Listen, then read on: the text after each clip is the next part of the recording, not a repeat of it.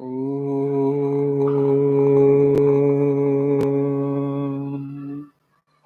सहनावतु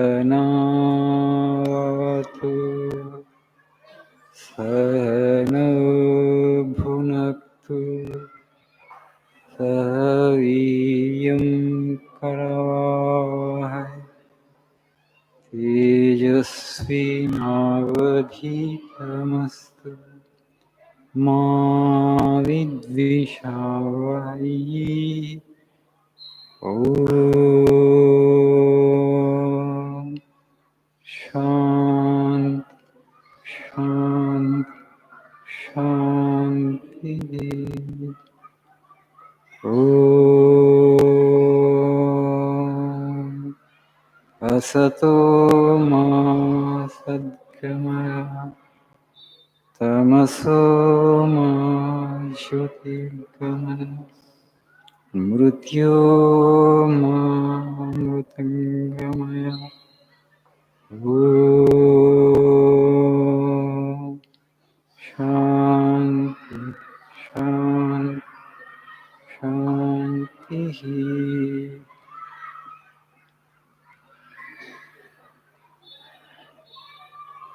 Good morning.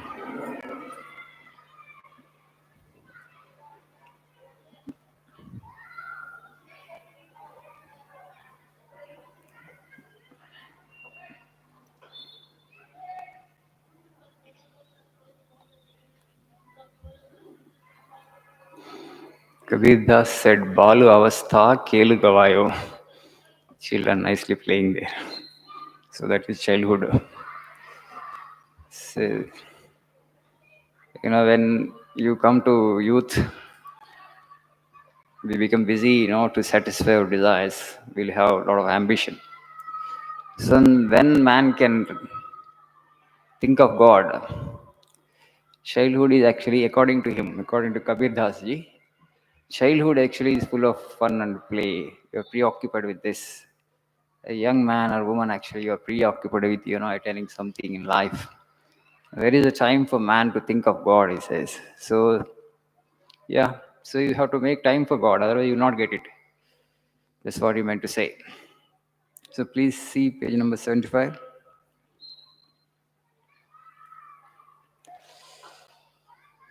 The last quote in the page. You should work like a master, not as a slave. Work incessantly, but not do slave's work. Pay as much attention to means as to the end. You should work like a master and not as a slave. Work incessantly, but do not do slave's work. What it means? Why should we work like a master, not like a slave? But majority of us work like slaves. In the Bhagavad Gita, Karmanye vadikaraste ma phaleshu kadachana. The Lord says to Arjuna, to work alone you have the right, but not to expect the fruits thereof. You must not set your mind on the final outcome of your work or the result of your work or the fruit of your action. If you set your mind on the fruit of action or the result or the final outcome, you will not be able to focus on the work. The nature of the work is it entangles us. Karma bandhana, it leads to bandha. The goal of life is why we are here today in human form, why have we got embodiment in the first place? What pushed us into the world? Did we send an application to God and then actually sanctioned this life? Did we send an application to God, then he pushed us into the world? No. Our own karma brought us into this world. You did some action through some other embodiment, through some other body in your past life. And the result of that past life is this present life. And the actions that you perform in the present life will determine the next life for you. So this is a cycle, birth after birth. Punarapi jananam, punarapi maranam. We are born again, we die, again we are born, again we die. This is a cycle. Okay? This cycle is a vicious circle. It's not easy to break this cycle. When you break this cycle, you will get nirvana. You will attain to spiritual realization or self-realization, or you will become God. Thereafter, no more rebirth. When there is no rebirth, there is no suffering. That's what Buddha had attained. That's what Vivekananda had attained. That's the reason we revere them, we worship them. We consider them as Mahatmas or Mahapurushas, Yuga Purushas, because they broke the cycle of life and death. So the goal of life is to break the cycle.